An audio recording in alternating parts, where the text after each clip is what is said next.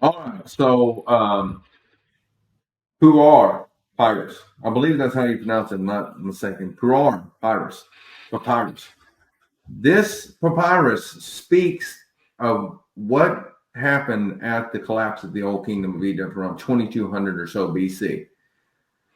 Interesting thing about this is it was written sometime around 1900 BC, so a little bit after that time, and it was in echoes. We're about to look at this. It echoes a lot of the plagues that are listed in the book of Exodus. So it's a very fascinating work.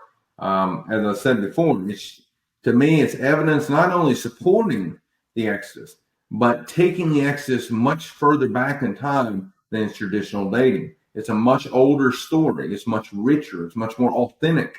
It's much more original than its later traditional dating hypothesis, I would say. So here we go.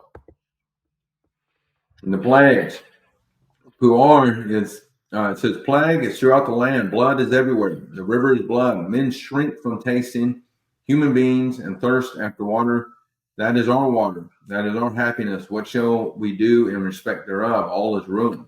Exodus 7:20, it says, all the waters of the river were turned to blood. There was blood throughout all the land of Egypt, and the river stank. And all the Egyptians dug around the river for water to drink, for they could not drink of the water of the river. So, R to 10, forsooth, gates, columns, and walls are consumed by fire. Lower Egypt weeps. The entire palace is without its revenues. To it belong wheat and barley, geese and fish.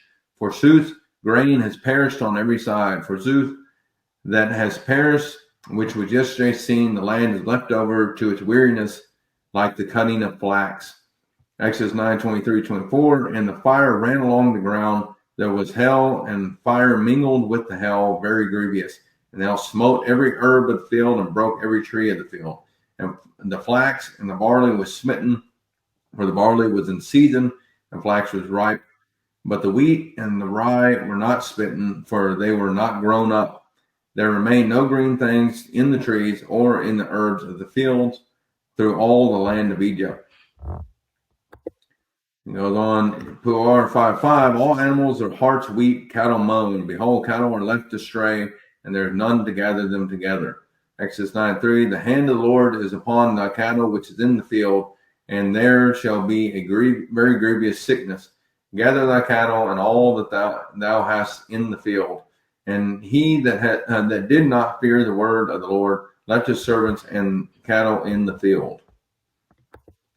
Puar 9:11, the land is without light. Exodus 10:22-23, and Moses stretched forth his hand toward heaven, and there was a thick darkness in all the land of Egypt 3 days.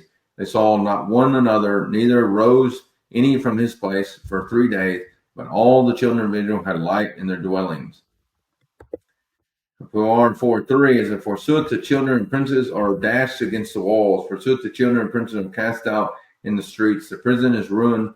He who places his brother in the ground is everywhere. It is groaning throughout the land, mingled with lamentations. Exodus 12:29. And it came to pass that at midnight the Lord smote all the firstborn in the land of Egypt, and the firstborn of Pharaoh that sat on his throne to the firstborn of the captive that was in the prison. There was not a house there where there was not one dead. There was a great cry in Egypt. Puar 7:1, behold, the fire is mounted up on high. Its burning goes forth against the enemies of the land. Exodus 13:21, this is fascinating. By day in a pillar of cloud to lead them the way, and by night in a pillar of fire to give them light, to go by day and night.